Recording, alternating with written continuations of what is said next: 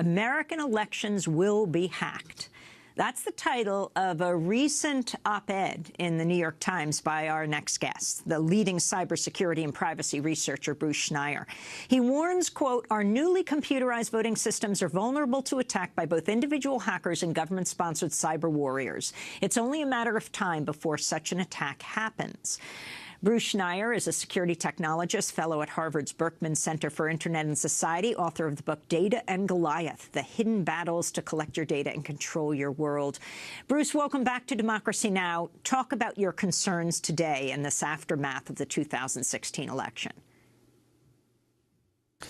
A lot of our voting machines are basically computers, and especially computers without any paper audit trail are vulnerable to hacking and errors in ways that can't be corrected. And my worry is that we're going to have an election where there is credible evidence of a hack, and we're literally not going to know the actual results and have no way to figure it out. And that right now will be a disaster for our system. So you said your concern is we're going to have an election. Do you think we had one? My guess is no. It's sort of interesting to watch these three states. There's research that shows you mean Pennsylvania, Wisconsin, and Michigan? Yeah, those three states. So there are anomalies in the results that seem to correlate with voting machine type.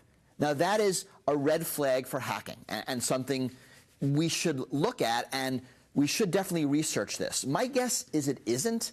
My guess is there's some confounding variable that the machine type is correlated to demographic in some way. But we don't actually know until we do the research. My worry right now is the recount.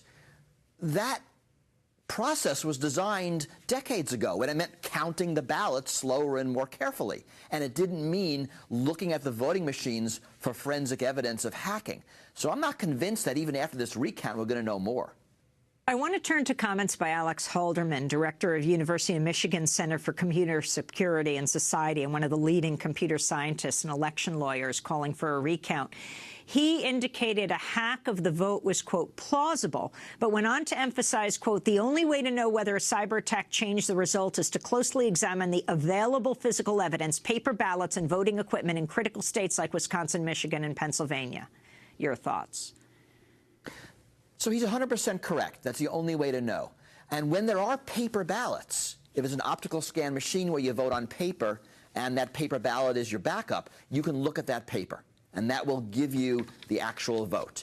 In states that don't have that are just touchscreen machines like ATM machines, there's going to be really no way to figure out original voter intent. There, the only thing you can do is forensically analyze the machines, the network, and while that may lead to evidence of hacking, it won't tell you what the original votes are. Now, that process can take weeks. It can take months.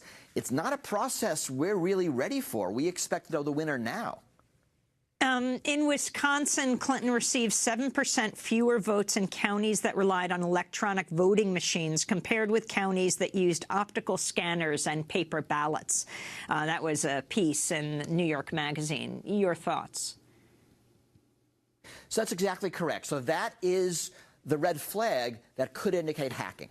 It could indicate other things, too. There was a complex post on 538.com that looked at that data and had a theory that it was demographics that was the deciding factor and not hacking. That could be true, too.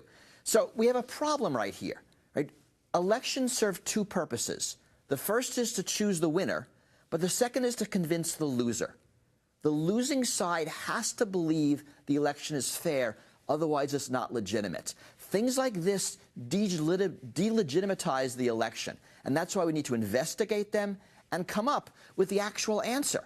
And if there was hacking, we need to know about it. If there wasn't, we need to know about it. I want to turn. Stein made a really important point. There needs to be rules in place beforehand, because now, when the election is over, battle lines are drawn.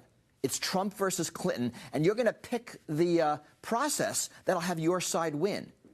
Rewind this a month, and it'd be really easy to come up with a set of rules that everyone agrees on. So we need those rules in place before we vote when we don't know which way the hacking or the demographics or the miscount might go. I want to turn to a report produced by Rolling Stone investigative reporter Greg Palast. He was in Ohio just before the election. Palast spoke to election law attorney Bob Fitrakis about problems with the voting machines. We hear first from Fitrakis. Well, machines now can actually take a ballot image in the sequence of every single one cast to eliminate fraud if somebody tampers with the paper ballots. There's only one problem. They've decided to turn off the security. Election law attorney Robert Fitrakis represents Republicans and Democrats. He just discovered that the photo image and audit protection functions have literally been shut off. So they bought state-of-the-art equipment and turned off the security. That's Bob Fitrakis in Greg Palast's piece. Bruce Schneier, your response. So it's hard to know how bad that is. If they're photographing the paper and the paper still exists, then we're okay. And the photograph is just a backup of the paper. If the paper is destroyed, then that's an absolute disaster. So without knowing more, I can't tell. But something else is brought up in this that's real important, that we can't lose sight of, I think, the real issue here, which is not the hacking in those 3 states, but the voter suppression everywhere. And whether it is voter ID requirements or closing polling places in poor neighborhoods or reducing early voting or purging voter rolls, there's a concerted effort in the United States to deny people the right to vote. I think that's the real issue. And that has probably caused a lot more discrepancy in the vote versus the will of the people than machines, even though machines can be a disaster. I want to turn to Michael Isikoff. We spoke to him, chief investigative reporter for Yahoo News, looking at reports that hackers outside the U.S. infiltrated 2 state election databases. This is what he had to say about vulnerabilities in the voting infrastructure here. In 40 states, we have optical scan voting in which there are backup of paper ballots, so there's a safety net there. But there are points of vulnerability in 6 states and parts of 4 others, including Pennsylvania, a crucial swing state. There are electronic voting machines that are vulnerable, that could be tampered with. There's internet voting for overseas ballots and military ballots in 33 states, so that's another point of vulnerability. That's Michael Isikoff, Bruce Schneier. He's exactly correct. There's really 3 areas of vulnerability we have to worry about. The first is the voting rolls. If someone could hack those rolls and change them or delete them, they could cause real problems on Election Day. The second is the machines. And yes, optical scan machines are the most secure and the safest. And it's a paper ballot that you fill in ovals, and it's processed, and the paper is your backup. The third area of vulnerability is the tabulation and the counting.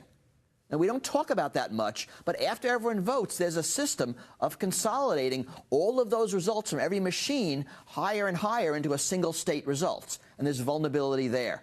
So yes, those 3 areas are all rife for hacking, not just from foreign powers, but from hackers everywhere. I mean, these aren't things that are only the purview of nation states. Our computer systems are so vulnerable that even amateurs can in some cases do it. Bruce Schneier, we want to thank you for being with us, security technologist, fellow at Harvard's Berkman Center for Internet and Society. We'll link to your piece in the New York Times that's headlined, "American Elections Will Be Hacked." He's also author of Data and Goliath, The Hidden Battles to Collect Your Data and Control Your World. That does